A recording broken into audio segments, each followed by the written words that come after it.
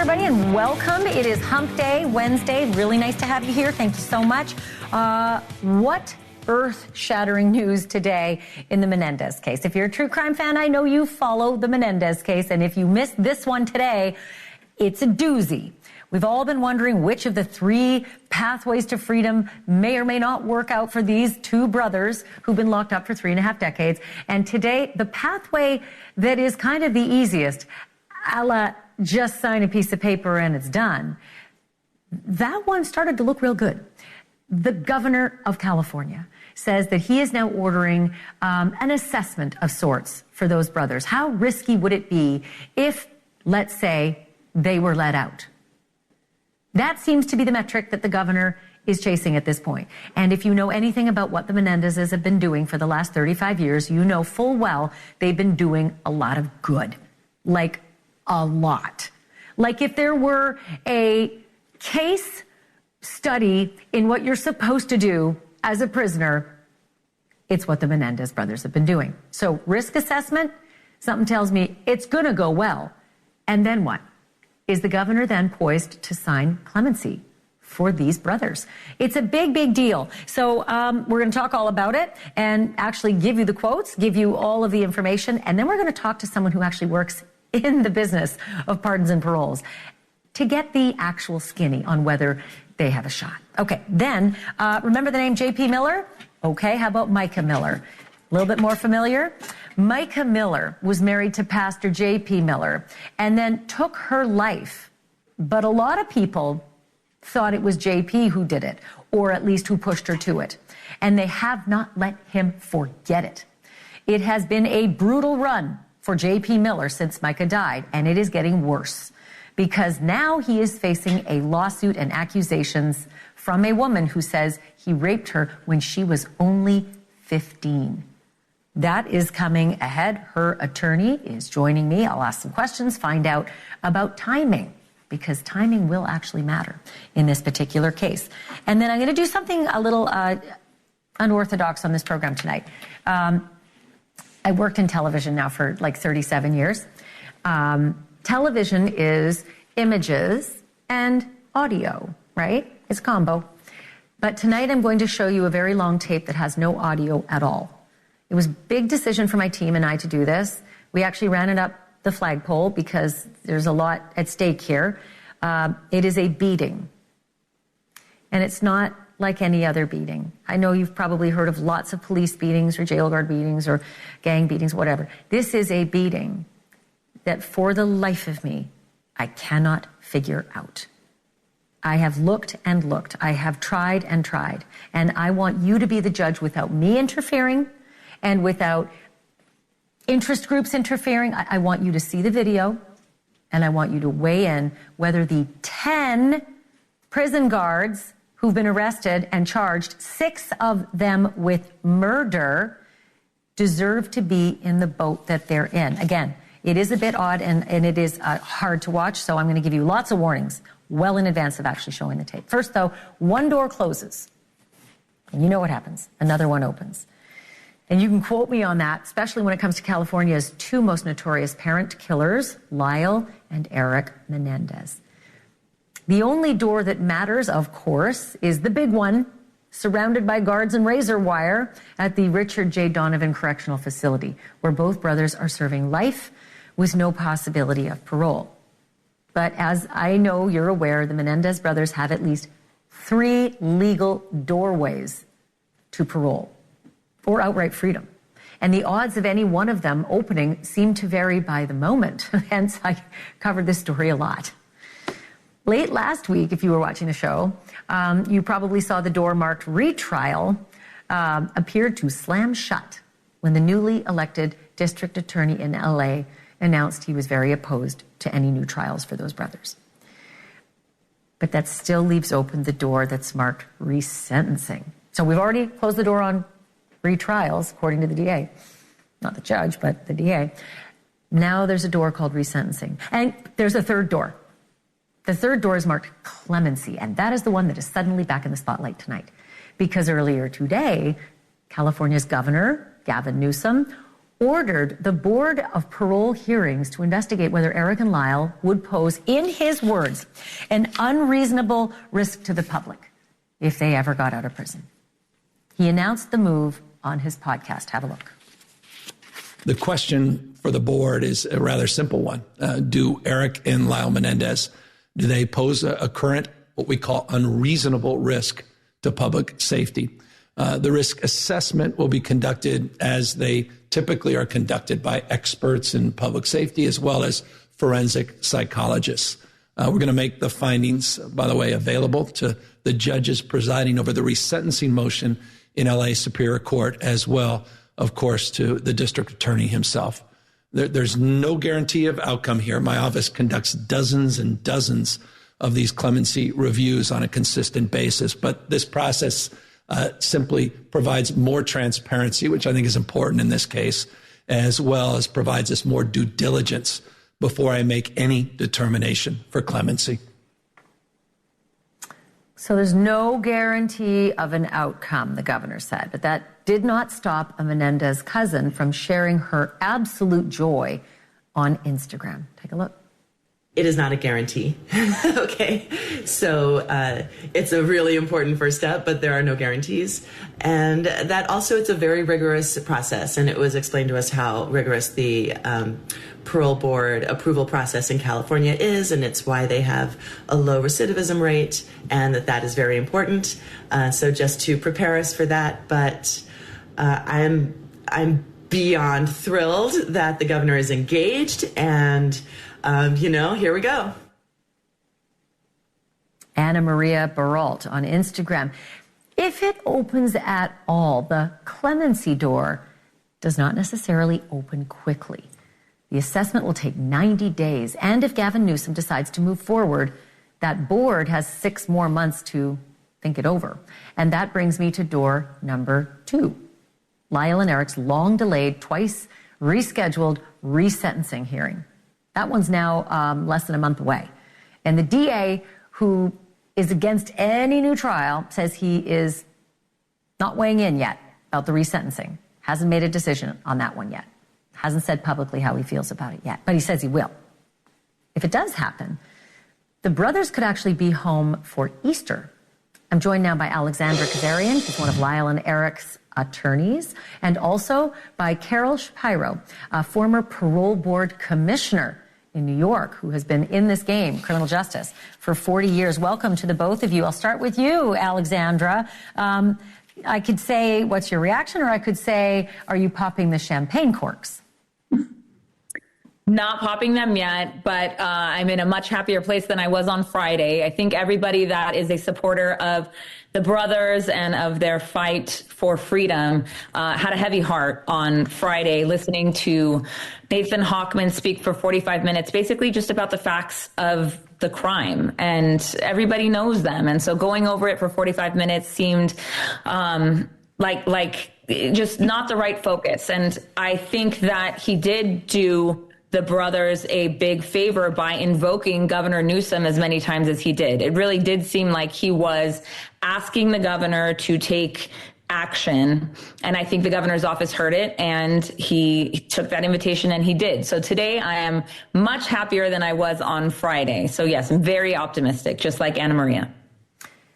Keeping in mind, as hard as it is for you, I assume, Alexandra, to listen to the DA, especially when he had some strident comments to make about the defense. He also does speak for many who disagree with your clients being released. And it's you must be very happy, but there are those people that he serves as well who don't feel the same way. And I'm assuming that you can process that at the same time as having the joy of maybe moving forward with your side. Well, who are the people that he represents that are against it? Because there's 24 members of the Menendez family who are the victims. They are the actual victims of the case who support their release and who were very disheartened when they listened to that speech. I think that a lot of the people that don't support their release and their resentencing are people who are still in the office, who were actually involved in the case and in the convictions themselves, the underlying convictions. I think those are the loudest and staunchest supporters of opposition. So I think that when you look at who he serves the people of California, he serves the people of Los Angeles, and he serves the victims. And he's the representative of the victims. And it didn't seem like their position was being heard or being forwarded during that speech. Critical point you make, because such a big part of any kind of parole hearing process is hearing from the victims. Normally they come in opposition. In this particular case, it's flipped. The victims, Jose and Kitty's family members, all seem to now want Eric and Lyle freed. Those who didn't have died, I believe. I'm not even sure if there's a living member at this point who's in opposition. Carol, your business is so interesting. I've always wanted to be a fly on the wall. I swear to God. That's why I'm in this business. But I've always wanted to be a fly on the wall of the discussions that parole board hearing members have. And I look at the past 35 years of these boys, now men, and I can't think of a reason why they wouldn't be released based on the laws that suggest, are they good? Have they been good? Will they be good? Are they a danger? The crime notwithstanding. Yeah, I couldn't agree more, and I appreciate the transparency of this process. The reality is that they've served 33 years, which is a tremendous amount of time. And when I think about my own work and see the transformation people have made in prison, the purpose of parole or releasing somebody from prison has to be based on who they are today, not the worst time in their lives. And again, not speaking to innocence or guilt or the particulars of the crime, we over-incarcerate and keep people in our prisons way too long. And the evidence and the research is so clear that people who've committed the most serious crimes are not going to reoffend.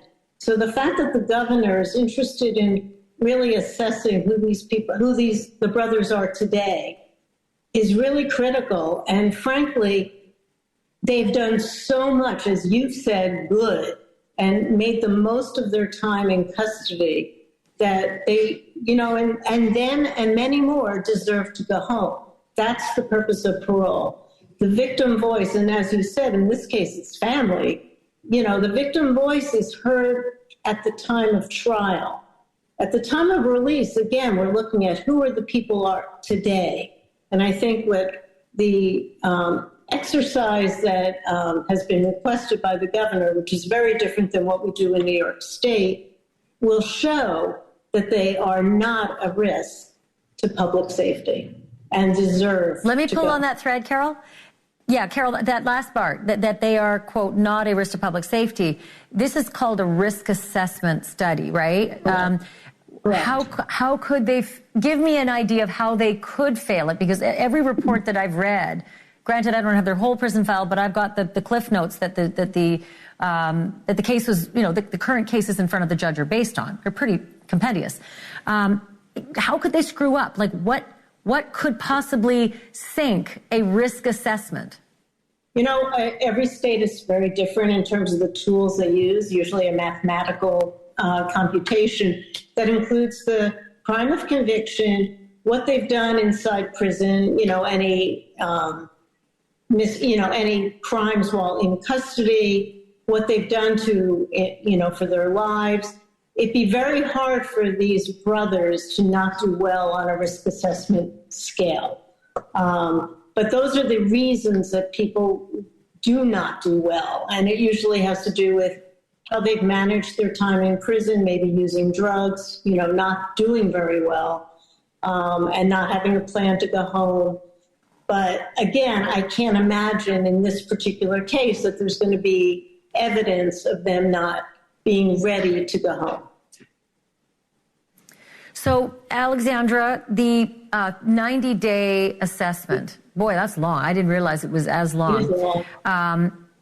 Yeah, does it get in the way of, there's a hearing in less than a month, right, for the resentencing. Do you just keep going on that track? And if that works out, great, thank you for the consideration of potential clemency, we don't need it? Or what happens with these two prongs now colliding? I don't know, we'll see. And I'm sure that Judge Jessic and Judge Ryan are going to want to take the governor's assessment into consideration before they make any decision. But let me say, I do have the entire file. And I can tell you right now, I will pop champagne now to the fact that there will be nothing that will be found in a risk assessment that would be concerning. You know, Pam Bozanich famously said that the humanity is better now that Jose Menendez is gone. And I can guarantee you that humanity will be better with the Menendez brothers out. They are amazing people, and every single minute that they have spent in prison, they have been working on themselves, and they have been making it a better community for the inmates. They have done more for inmates than the California Department of Corrections has ever done. They are not only model prisoners, but they are model citizens inside the prison. And their goal, when you talk to them about what they want to do when they go out, get out, if I was in prison for 35 years, my goal would be to find a beach and somebody handing me a tequila as often as possible. Their goal is to go back into the prisons and continue to make them better for the people who are there. These are amazing people with great character who have done all of the work on themselves to deserve to be released. And I know I have half an audience watching who's like angry, saying they shot their parents in the head and we have life, no parole for a reason. I always am mindful that we are all victims of crime. I understand where the Menendez family is at and that they support the release, but there's still society who could be very, very upset by this. Carol, you were going to say something. What was it? Well, I was just going to say, I too, when I was on the New York State Parole Board, saw the transformation. And they weren't as privileged as the Menendez brothers are or were. But I have seen the transformation and what they do bring back to the community. So I want to echo that. And it's really important that we remember that people coming home from prison contribute immensely to keeping younger people from getting into prison, to really supporting their communities. And I think that's valuable. I think victims being angry, we need to address how victims' needs can be better met. And it shouldn't be by keeping somebody incarcerated beyond any benefit to our communities. It's a great conversation, and it was a heck of a development I did not see coming today. Alexander Kazarian, I hope to see you soon, maybe sooner than you expect, with some news. And Carol Shapiro, I really appreciate your insight on this. Thank you so much. Thank you. Good luck. All right, coming up next, folks, news about Pastor J.P. Miller from South Carolina. He's the pastor who got a lot of unwanted attention when his estranged wife, Micah Miller, suddenly died, and then it was determined it was by suicide and nothing else. Now J.P. is about to get a whole lot more attention. Seems there may be problems that predate anything that happened with his late wife, Micah. Tonight, Pastor Miller's accused of sexually assaulting a 15-year-old girl. An exclusive interview with her lawyer is next.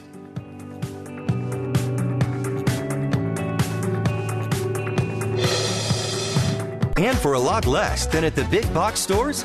At Cabinets to Go, customize your dream kitchen with custom quality cabinets, countertops, and more. And enjoy a high-quality, affordable kitchen makeover that is sure to wow.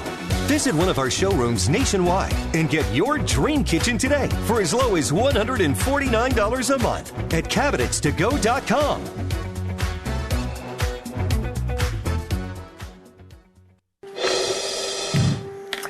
John Paul Miller has spent most of the past year trying to get out from under a big black cloud of suspicion. His estranged wife, you might remember, Micah Miller, she died in April, and for more reasons than I have time to get into here, John Paul was suspected by many to have had something to do with it, directly or otherwise. But authorities ruled her death conclusively was a suicide, and they provided the evidence. Police never charged JP with anything, but protesters with the Justice for Micah group, they shadow him to this day, which is the last thing a church pastor needs. Strike that. The next to last thing a church pastor needs. The very last thing actually came yesterday, when a woman identified only as Jane Doe filed a civil lawsuit accusing John Paul Miller and his father, who's also a pastor, of sexual abuse and predatory conduct. The suit goes on to say it harmed numerous minors. Jane Doe claims that in 1998, when she was just 15 years old, and JP was then 19, he raped her outside of his father's church in South Carolina. She further claims that at a chance meeting a quarter century later, in 2023, Pastor John Paul Miller sexually assaulted her again. Let me repeat, these are unproven allegations made in a civil lawsuit, and anybody can sue anybody anytime claiming anything. No criminal charges have been filed. NewsNation has reached out to John Paul Miller's attorney for a response and invited both of them on the show for an interview, but they have not yet gotten back to us. We did speak today, though, with the attorney for the accuser. And for that, I want to bring in NewsNation investigative correspondent Rich McHugh, who has covered this story more and better than anyone. Case in point, in July, he had this one-on-one interview with Pastor John Paul Miller himself. Rich McHugh, this is a hell of a story that we didn't see coming. So you spoke with Jane Doe's attorney today. What was the gist of what you got? Hi, Ashleigh. Well, first of all, this Jane Doe is very resolute. She's been wanting to come forward. I had heard about this actually several months ago, that she was wanting to come forward, and so just finally it came forward. I spoke to her attorney today, said these assaults happened essentially 25 years apart. I asked him a whole slew of questions, essentially why did she wait so long to come forward? But I just want to play some of this sound that you hear from him.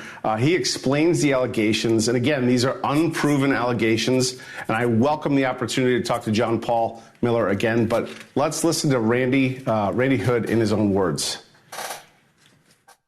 She went to go see her grandparents. She would go see them and stay with them for the summer, and they belonged to Cathedral Church.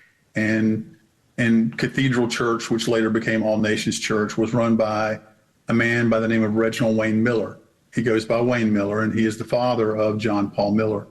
And one day she went to church with her grandmother, and going through the sanctuary, she saw John Paul Miller. He saw her. She spoke to him briefly, and then she went to the bathroom. And she came out of the bathroom, and he was right there waiting for her, which was right beside, coincidentally, close to his father's office.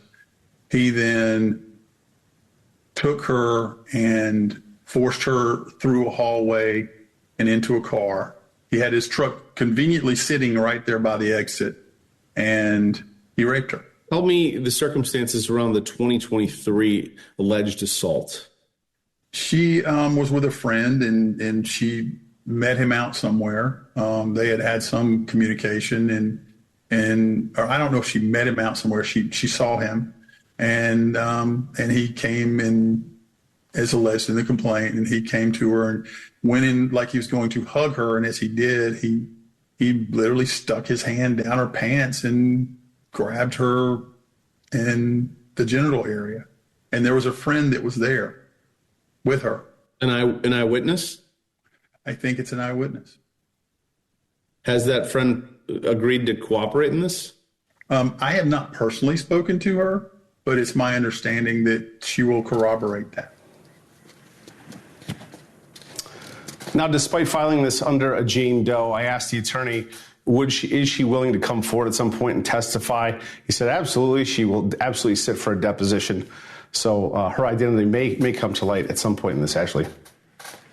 So as I do the math on this, Rich McHugh, I think the first alleged rape was 1998, and that's 26 years ago. The natural question would be, why wait so long? Yeah, that was my main question. For the attorney, I said, look, why did it wait so long? He said, look, it ultimately took the death of Micah Miller to kind of joust her into action. Basically, she felt guilty and that she had repressed memories of this. But listen to him in his own words. In the case of this particular person, she did not recall what had occurred until he stuck his hand down her pants in 2023. And at that time, she did not report it to the police or anybody, but it brought things kind of rushing back. And then when his wife, Micah Miller, died, I think she felt a lot of guilt and shame, a tremendous amount of guilt and shame because in her mind, what if she had done something different? What if she'd come forward earlier? What would have happened? Would people have known about him? Would she have been more protected, or would she have realized things and she didn't? And then she contacted me recently, and then once she contacted me, then we put everything together and we filed the lawsuit. Now, there's a couple other things here swirling, Ashleigh. If you remember this past fall, the FBI raided John Paul Miller's home. We still don't know what came of that, and so we're waiting to hear from that. He was also in court today trying to get restraining orders against 4 different protesters with Justice for Micah protesters, and the judge ultimately threw those out because he said the witnesses that he brought forward were ultimately biased. Ashleigh? Wow. Well, okay. I know he's been really dogged by this. They haven't left his side since Micah died. So a lot on his plate. And Rich McHugh, you've been amazing at following it. Thank you so much. Thank you. Thank you. I just want to remind our audience, too, these are unproven allegations, right? This is a civil lawsuit. We have reached out to John Paul Miller and his attorney for comment. Again, we have not heard back yet. But we'll continue to follow that for sure. So, I got something I told you about at the top of the show. I gave you ample warning. We're 30 minutes into the show. I gave you this warning because we're getting there now. Just ahead is a body cam video for which you will need to brace yourself. A prison inmate is beaten to death by corrections officers in a medical exam room.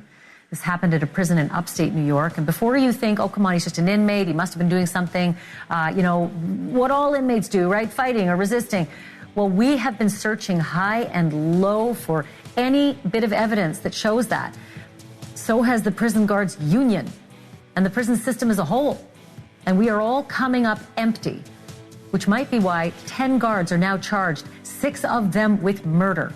The body cam video is beyond hard to watch, but it is important to watch, and it is next.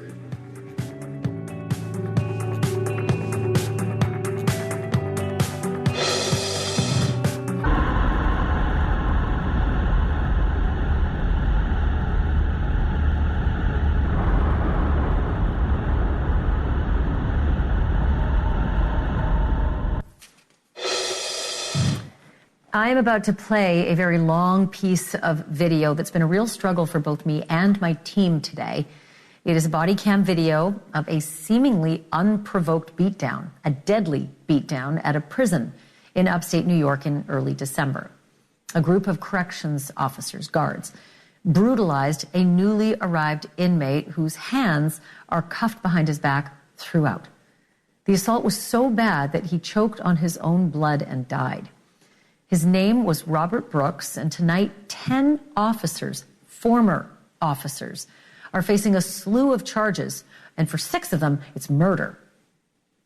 I am now going to go silent for the next 3 minutes and 45 seconds. No sound. There'll be nothing coming through your television set other than video. So that you can do what my team and I did for much of this day, and that is be open-minded.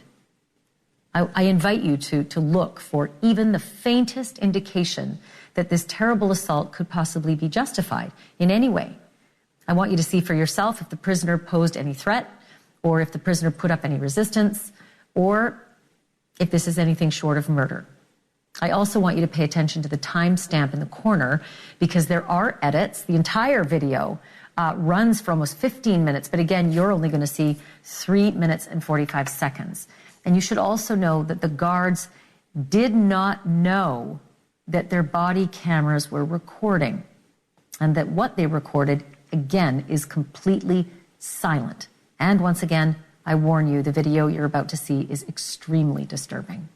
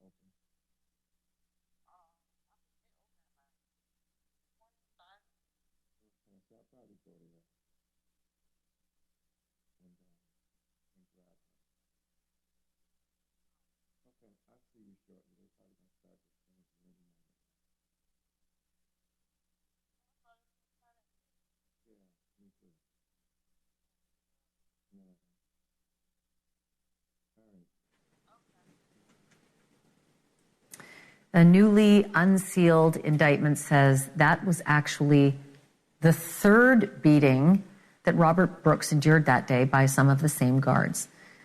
There were injuries to his head, his neck, his hyoid bone, his thyroid cartilage, torso, liver, spleen, and testicles.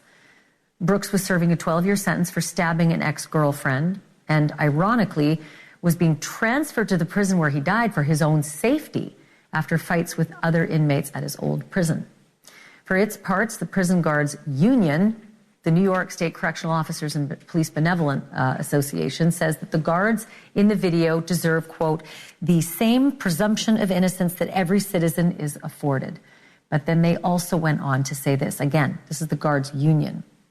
What we witnessed is incomprehensible, to say the least, and is certainly not reflective of the great work that the vast majority of our membership conducts every day.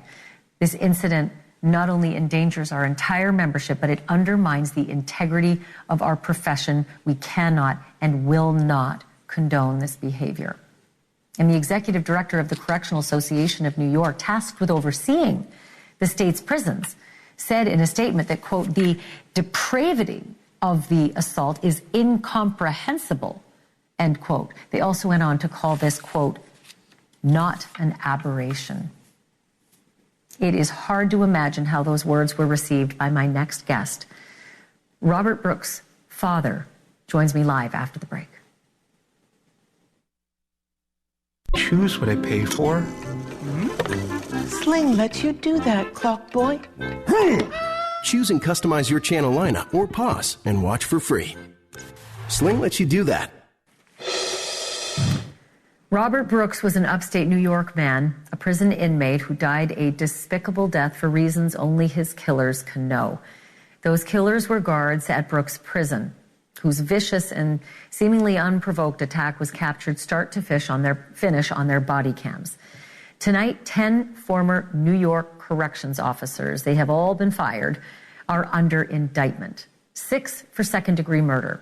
We're going to focus on the legal business later. But right now I want to talk to Robert Ricks, who is the father of Robert Brooks. Mr. Ricks, thank you so much for being here. And I am so sorry that you are going through what you're going through. I can't even imagine what it's like to be in your shoes. Have you been able to watch that video? Good evening, everyone. I want to thank you for the platform, the opportunity to speak on my son's death. I did. I watched some of it after the officer stomped on his groins and picked him up by his neck. I was done. I couldn't watch anymore. The DA said that he has investigated. They've tried to find any provocation, any reason, anything that would give context. If anyone's watching and thinks, well, we've only seen 3 minutes, what happened before? The DA has said they can't find anything. They can't find any reason that guards would be this violent, especially in an infirmary. Has anyone reached out to you? Has anyone in the system said anything to you about this? No, I haven't. I received information the same way you guys receive information for the most part. And no one has reached out to me and told me anything specific that happened while he was incarcerated. Not pertaining to that incident. However, I have had people contact me and tell me that he was a good guy, that he would cook for the whole dorm and that he was laid back. And I know that's who he was. So I don't think that there was anything there is nothing that would justify it at any rate. However, I don't think that he did anything to provoke this. I think that this is just what they do when they choose to do it, to whom they choose to do it to. That's what I concluded. There have been allegations. Yeah, there have been allegations in the past with surveys that have been conducted that the majority of inmates at that Marcy institution said that they've either witnessed or been a part of or victim to that kind of abusive behavior. I don't know what it would have been like for you when you were in court. I think it was last week. You came face to face with the accused guards. Can you tell me what happened, what it was like, whether anyone even acknowledged you? Well, there was a lot of cameras, and after the court let out, there was a couple of television stations there that interviewed us. But what it was like watching a finely oiled machine. Nothing that I have ever witnessed while I was sitting in court with a family member or a friend. Nothing like I've ever witnessed. It was like they was marched in with handcuffs on. They had a conversation with the judge, with the DA. Then they had a conversation. The judge had a conversation with the bail bondsman. The bail bondsman gave paperwork to the judge. The judge signed it, and I'm sure that they were marched out through the side door. The handcuffs was taken off of them, and they were allowed to go home. I've never witnessed anything like that. I don't know if that's, the process in Utica, but in Rochester, that's not the process. And at least 6 of them were released on bond. Clearly, there will be more hearings about this, and my assumption is you will continue to face them in court. Robert Ricks, I'm just so incredibly sorry that this has happened to you. And I know that you addressed the State Assembly, the New York State Assembly 2 weeks ago to tell them this cannot happen again. My final question to you, do you think change will come? I don't think change will come soon, and I don't think change will be easy. What I think it's going to take is all of us good people coming together collectively and deciding that change needs to happen. I I won't be able to do it by myself. African Americans won't be able to do it by themselves. It's going to take good people to decide that change needs to take place. Well, Mr. Ricks, my condolences and the condolences of our organization as a whole to you tonight. And I can't imagine what it's like to be in your shoes. Thank you for telling your son's story. Thank you so much for having me once again. You have a great evening. You too, and we will continue to follow that and find out what happens. 6 charged with murder. Still to come tonight, a harrowing experience on a long-haul flight.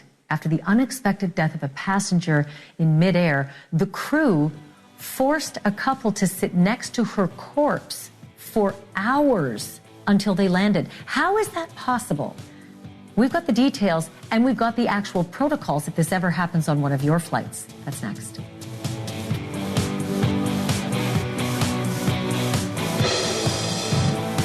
Have you ever wondered what happens when a person dies on board an aircraft mid-flight? A Qatar Airlines flight crew going from Melbourne, Australia to Doha, Qatar, ran into this very issue with 4 hours left of flying. And what did they decide to do when a woman collapsed and died in the aisle? They pushed an unassuming couple over to the opposite side of their row and placed the dead woman's body in the aisle seat beside them and kept on flying 4 hours. Couple says they asked if they could please move to some nearby empty seats. They were told no, they could not. And if you're thinking that cannot be legal or legitimate, international flight rules say otherwise. Reminder, new episode of Drop Dead Serious drops tonight at midnight. Check it out. Charlie Webster, the host and creator and executive producer of the wildly successful ABC Hulu series Scamanda, is my guest. Cuomo's next. Chris Cuomo here. Welcome to NewsNation, where we expose the political game. Tonight, don't take the bait. 2 viral videos related to 2 major conflicts. Both are relevant